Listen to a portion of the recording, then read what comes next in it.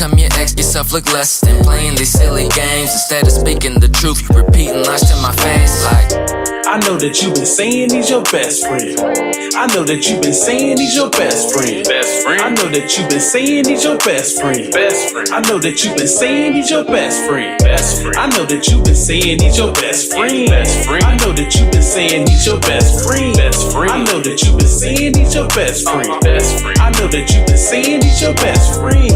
I know that you've been saying he's your best friend. But do you remember when you said he was your cousin? I know that you've been saying he's your best friend, but do you remember? All right. What's going on, everybody? It's your boy, Mr. Skrilltown himself, aka Fetty Skrills. Welcome to Skrilltown Talk. We already got some people on, y'all. She said, "Can't wait, Jamie." But tonight we have the lovely screenwriter and entertainment representative, Christie Hayman. How you doing, Christy? I'm great, Skrills. Thanks for having me on. Yeah, thank you.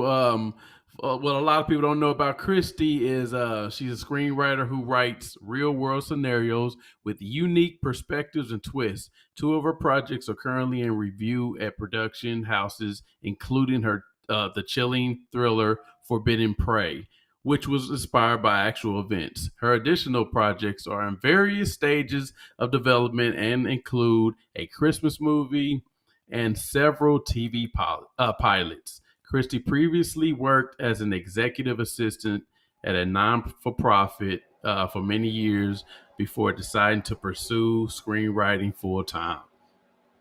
So, before we get into our interview, I'll just play a little clip from Christie Hayman. Hi, I'm screenwriter Christie Hayman, and I have some tips for new screenwriters or for those considering a career in screenwriting. First, understand that this is a process. It will probably take you years to sell your first screenplay, so you really need to make sure you enjoy writing. Second, I encourage you to take a screenwriting course. There's a lot that they can teach you. Third, I would highly recommend investing in screenwriting software like Final Draft because your script has to be formatted very specifically or no one's going to look at it. By getting Final Draft or another software program, you will save yourself years of time trying to figure this out on your own. Fourth, understand that you will be writing and rewriting and editing your piece until you see it appear on the big screen or small screen. And the last piece of advice I would give is to understand that notes and feedback are not a personal attack against you or your work. It's actually to help you make your piece stronger and more marketable and to make you a better writer. So I hope these tips have been helpful and good luck on your journey. Wow. That's words of wisdom. And, Christy, I would say a lot of that sounds similar to advice for music also, but to get into things, tell us about your journey into the TV and film entertainment business. Absolutely. Well, first I want to give credit to my English teacher and my drama coach back in high school because they laid the foundation of writing and acting and understanding both of those sides of it. Mm-hmm. And then the other part, really, I was a big fan of the reboot of Hawaii Five-0. I'm a huge Hawaii fan, as you will find out. And one night I was just trying to fall asleep and these scenes started going through my head, original scenes. And I'm like, what am I supposed to do with this? Right. And I wrote it down and more starts coming and more. I'm like, what on earth? So I was talking with some of my friends and networking and I thought, well, maybe I'm supposed to go into screenwriting. And one of my friends was working with NBC at the moment, or at the time, and had a project that she was pitching. It ended up falling through, unfortunately. Mm-hmm. But she gave me great advice about how to format the scripts and what to expect. And then another friend suggested I take a screenwriting course and recommended one in California. And I did that while working full time.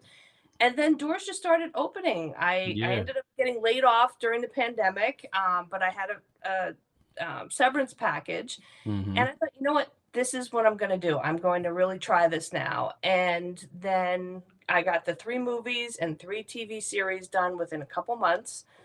And then Jamie Engel, who you've had on before. Hi, Jamie. Yes, Jamie's on here right now. She said loves the intro and great tips. Oh yes, she was huge, and she connected with me on LinkedIn. Hmm.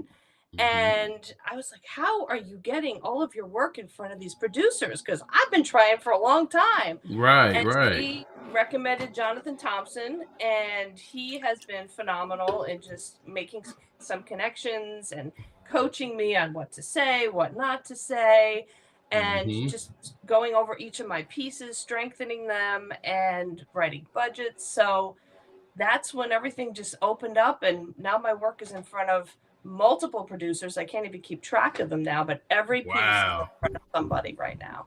And see, it's crazy because I had Jamie on maybe it was a couple of months ago, and then I talked to Jonathan, and and then we talked, and I talked to Keith.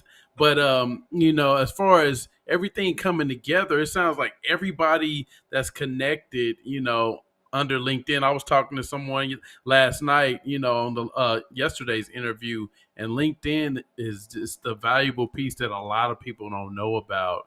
It Yeah, Jonathan even mentioned to me, he's like, LinkedIn is where you need to be for film and TV. Those people are on there. Everybody I talked to, other career counselors, when I was still trying to make this transition, they're like, get on LinkedIn. That hmm is the place to be. And it really has proven to be accurate.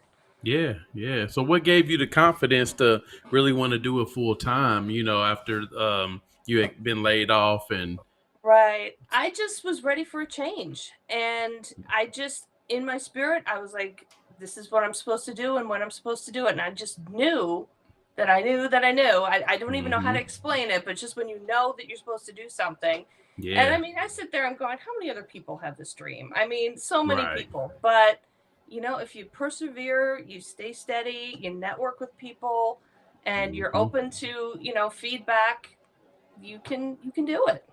And it seems like you've been pretty successful thus far. Going into what she's done, she right now she has 3 Christmas films that are based in Hawaii, one Mhm. thriller that's inspired by a true story, one crime movie, 4 TV series. So tell us a little bit about this project out of that's based out of Hawaii that's been picked up and it's been looking, been doing pretty good so far. Right, that one's called Ohana, and Ohana means family in Hawaiian. And I've been to Hawaii a couple times, absolutely fell in love with it. Hmm. And I was like, what would happen if a brother and sister were running a PI agency? And then you bring in all the drama of like high school kids and high school friends and classmates and Hmm. rivals. And I was like, this could be interesting. So it's funny when I first started writing, and I have a younger brother, and he's like, do we need to talk? Is something wrong here? That you're making this clash between siblings? I'm like, no, no, no, we're okay.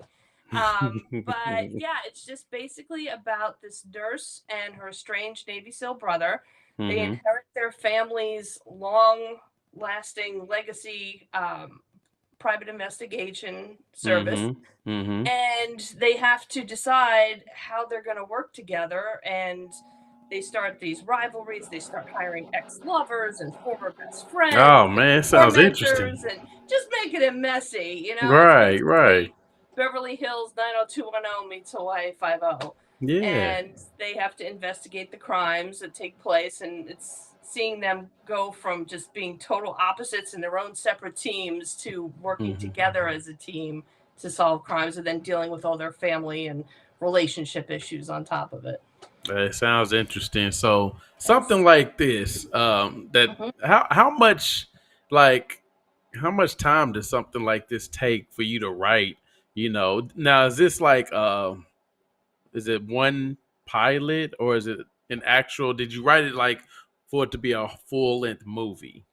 I did it as a TV pilot to be a Okay. series. And I would probably say, I mean, sometimes I have ideas running through my head for a while. And then once I Hmm. sit down and put them on paper, that's when it comes out. Roughly 2 to 3 weeks to write an episode. But, you're constantly writing and being, oh, that was a great idea. I should use that line. So Yeah. I would say roughly about 3 weeks to write the pilot.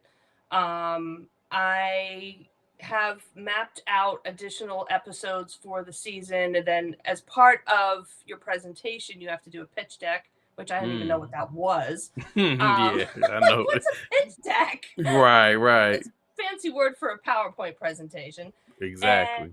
to map out 3 seasons, where you have an arc of where the storylines are going or overall. So I do have those pieces, and then you come up with your characters and what their background was and where you're going to take them next. So there's a lot of work that on top of it takes a couple of weeks, because you're Yeah. putting together the pilot episode script. Then you've got the treatment, which is basically the Cliff Notes version of the script with some additional character detail. You put together the pitch deck, which is a presentation of your idea. And then budgets, will sometimes put together budgets. Jonathan told me more TV people tend to do that on their own as opposed to film. But it's always good to have a ballpark figure. And I mean, I had no idea what it cost to rent a helicopter for a day, or get Right. animal trainers or whatever it might be. So he was a huge resource with that and putting that together, and just to give the producers an idea of how much each episode is going to cost them to make and if they can afford it. So those are all the different pieces that go into it, and they take a little time as well. So a couple of weeks, probably. I'd say maybe 4 to 6 weeks to put the whole thing together. And that's basically the business side of the movie or the Yes. script, and that's, I was talking to Walter yesterday, Walter Bowie, and we got into how important it is to learn both sides of whatever you do, instead of just, like right with you, you're writing scripts. He was composing music. It's easy to do that because that comes to you. But then, Right. like you said, getting familiar with the pitching deck and, learning what takes this and that and the other, those are the things that are a lot more important than just the script itself. So, to you, how important is it to educate yourself, as being a screenwriter? Oh, absolutely. It's paramount, because you have to understand what your investors and your producers are looking for, and you have to understand how to talk to them, because they're getting 100 scripts a day, and what makes Wow. yours stand out? What are you going to tell them that the next person just hasn't told them? And so when you understand more of the business side and how to address that, it's makes all the difference in the world, whether you're moving forward or whether your script gets tossed out. Right. Jamie just said she totally agrees. So She's been trained by the best too. right. And see, it's funny because a lot of times when artists contact me, they always just want to give me a song or, a beat. And I always say, okay, the first things first is I need your EPK. Well, I would tell you 75% of them don't even know what that is, but that is equivalent to a pitch deck, and it's like, because Yep. I know about pitch decks too, but so it's like you got to learn at first what you need to do to put this together as a package. And now Yes. we have to, once it's packaged together, then we can sell it to these other Right. people down the road. So, Right. exactly what you just said. Like once you wrote up the pilot, then it was time to get on the business side and package it together nicely. So, you can send it over to the people that really matter. So going into that, what is that process once you finally got everything together, that package together? What's next with that? Okay, what I ended up doing is I did 2 things. One is I had attended a workshop that Jamie had also recommended to me. It was done by the Hallmark writers, because I was writing a Christmas movie that could be something they would be interested in. And so I took the workshop, and they actually recommended Inktip. It's a website that the Hallmark writers, I think themselves, have actually used, if I was correct on that. And basically, it's a website you can upload one of your scripts for the basic subscription price. I think it's like $35 or something a month. And then producers who are looking for like a Christmas movie, type in Christmas movie, mine pops up as one of them to consider. So Wow. they can, look at the log line, they can request the script. Then I've also been rotating my script out every month. So I have a different one that's featured, just getting exposure without paying additional fees for putting additional scripts out there. Mm-hmm. They also will email me every single week a list of projects that producers are looking for, whether they're features or TV. Some of them I remember seeing one about, they wanted something about barbecue. They wanted sci-fi in Norway. So there's a whole Wow. different ones, and you can pitch any of your projects for that. So you can just upload it and send it. There's no additional fee for that. And that's actually how I got Ohana. It was a little bit of a whim, but they were looking for something along the lines of Magnum PI, and I'm like, hey, this might work. So I sent it, and that actually moved very fast, because I've been told it takes up to a year for them to look at your scripts. So I did that, and then the major thing was networking on LinkedIn and meeting Jonathan Thompson. Honestly, he just has connections. He's been in the business over 20 years. He makes no guarantee that they're going to buy my script, but if he knows that they're looking for a thriller, they're looking for a Christmas movie, and he thinks my piece is good enough and what they're looking for, he'll say, hey, this is one of my clients, Christie Hayman. This is a script that you are looking for, something similar to it, and would you please take a look at it? And they do, and that's been huge, because at least your name is getting out there. They're recognizing, okay, this is what she does, and it's like, oh yeah, we've seen stuff from her before. So it's name recognition, it's networking. It's definitely not saying, do you want to read my script? Right. That's So- that's most definitely not the way to do it. Even though people still think that's the way to do it. They still think that's the way to do it. I swear to you, I get people in my inbox, they'll just drop a video or whatever. It's like they won't say, hey, how you doing? Good morning, good afternoon. Yes. They'll just drop a video, or a song or whatever, MP3 link or so be personable. it's like, here you go. Just shove it down your throat. Like, here's the hamburger. Here you go. Like, don't even, work overtime. right. Don't tell me about the meal before I eat it. Just give it to me. And you can't do that. That's not professional. Right. And in this line of work and industry, you have to be professional. It's best to do your research. Yes. So for the Facebook user, I can't see who exactly that is, but give me a shout out. Let me know who you are. They said hello. The only thing is with this platform, it doesn't tell me exactly who it is unless it's on certain platforms. So I see Facebook user, but I don't know exactly who it is. So just tell me who you are so I can give you a shout out. So my next question would be, when I was talking to Walter, and I'll keep going back to him because he's doing the same thing you're doing, but with music. So he's been in a lot of different placements as far as movies and sitcoms and stuff like that. So I asked him, do you wait for the pitch to come out for, a pilot, or do you go ahead and write, or do you do both? Oh, I guess it depends on the individual. I like to write the pilot first before I get into creating a pitch deck, because then I have all the elements in my head about what needs to be on the pitch deck. But it's funny you should mention that, because the Western that I'm writing, I actually started working more on the pitch deck, because I'm like, oh, I like the pictures and how it makes me feel and the look of it. So it just depends. I mean, it's the first time I've done it where it's together. Usually I wait till I'm done with the pilot before I start getting into the specifics. But each person has their own little quirks, I guess, about how they like to do the creative process. Right.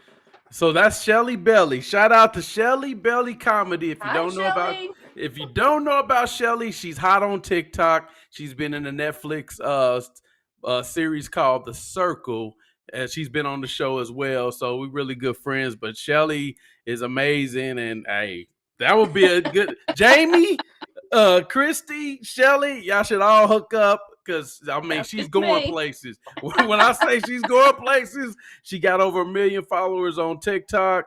She helped me out, did one of my songs on her, and she's very funny. But shout out to Shelly. I got nothing but love for her. And, one thing about her, she's very creative with her content. So going back to some of these projects that you've done, you got 3 films based in Hawaii. You have a thriller and you have a crime movie and 4 TV series. Yes. If you were to give me like the one that's the most outside of Ohana, if you would give me the one that's most marketable right now in this climate, in this day and age, which one would it be? Well, I think they'd all be marketable for different reasons for different groups. But I would say, I know Jonathan's very excited about this one. It's Deal with the Devil. It's my crime drama. And Deal I with the loved devil. writing it because there are just layer after layer after layer of revelations. So just when you think you know what's going on, I just throw you a curveball and you're like, whoa, wait a minute. Yeah, And those are the type so of movies I like. it just got sick and twisted. And I was like, wow, this is really cool. Did I write this? But I just love the reveals and how things just keep, it's like an onion. You just keep getting deeper and deeper. It's like, when is this going to stop? And Yeah. it really doesn't stop till the very end. So that's what I like. I don't like to guess the end of a movie in 10 minutes. You know, it's like, I don't want to know. I want to still be engaged and Right. trying to figure it out. So that's how I try to write too, to keep you engaged, to keep you wondering and interested in what's going on through the whole thing.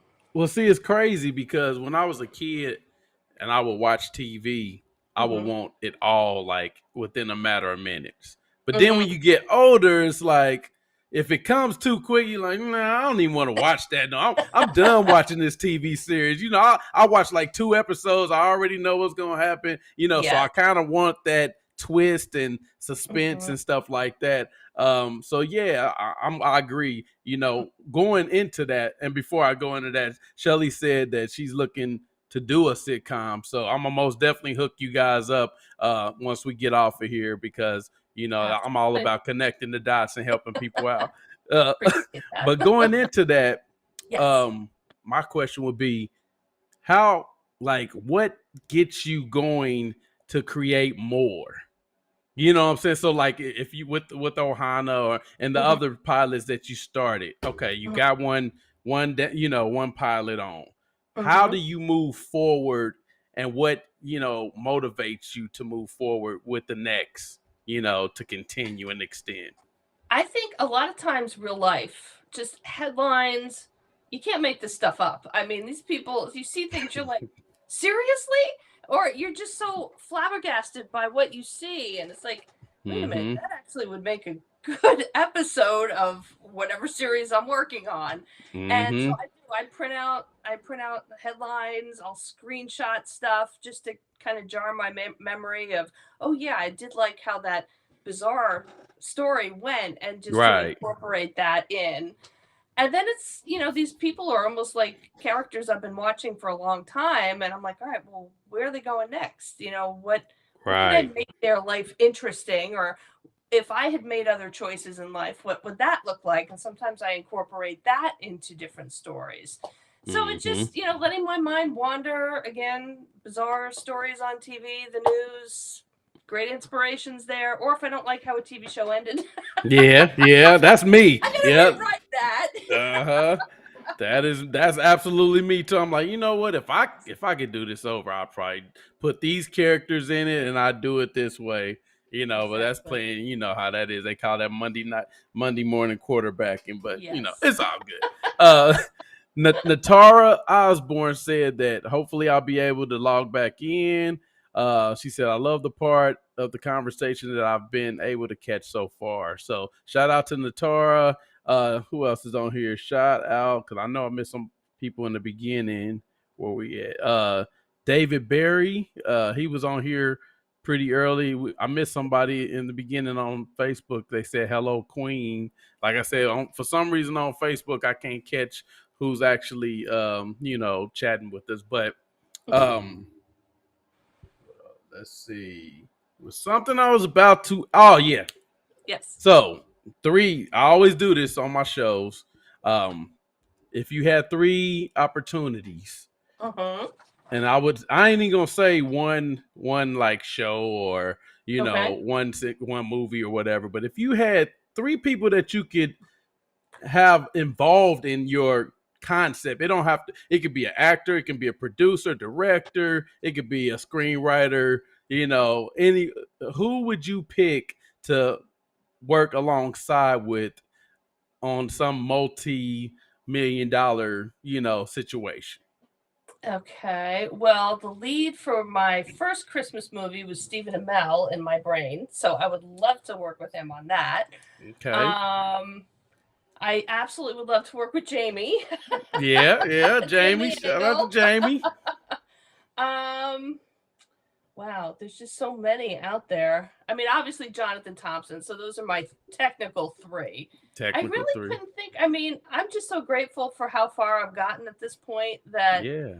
anybody who comes across my path, it's someone to learn from. It's someone to make me sharper, make me a stronger Hmm. writer, and a better person. So Yeah, I'm and just I'm with grateful. it. But if you ask me, I'm saying Denzel, Adam Sandler, and Jennifer Aniston. So sorry, sorry for everybody else, but those are my three.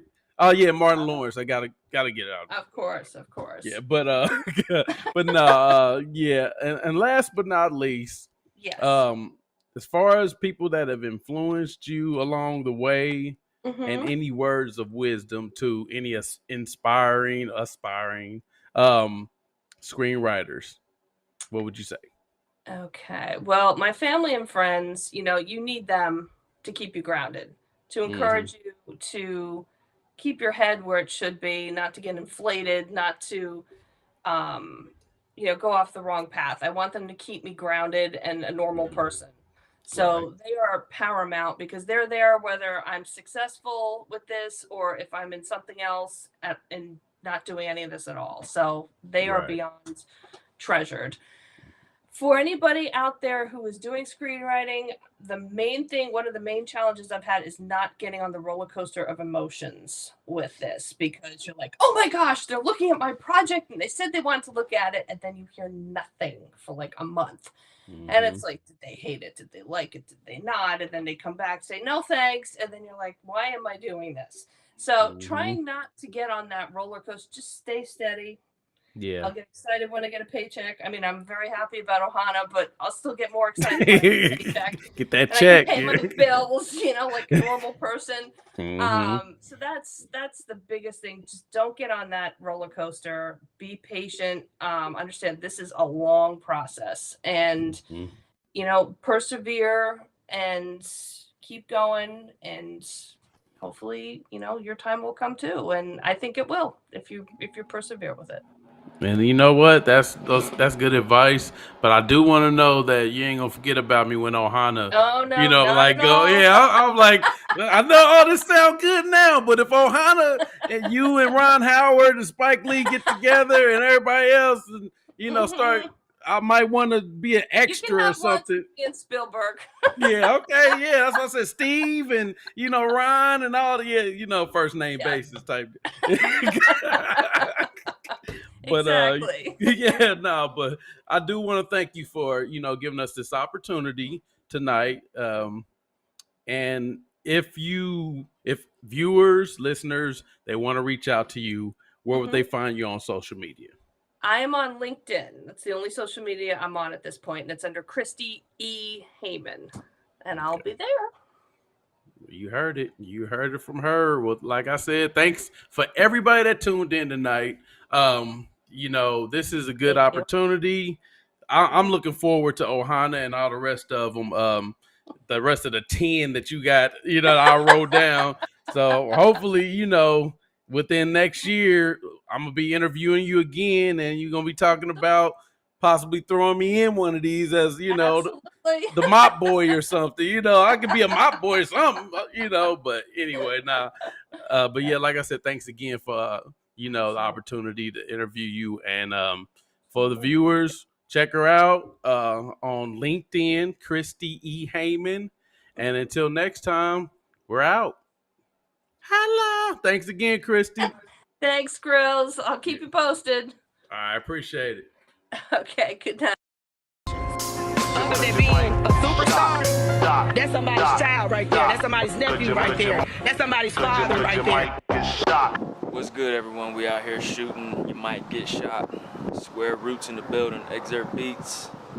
Jerome Duffy. March 21st. first, be on the lookout. You do the math. Eyes on me, feels like I'm about to beam up. The shining and focused lights on me. Long beard with a head wrap. Has people ready to fight with me, yet I'm bearing this. You should stay a square instead of acting tough. Get caught up in some stuff to end up locked up in some cuffs, or stuffed in a pine box, or put in an urn. That's a hard lesson to learn, playing with fire.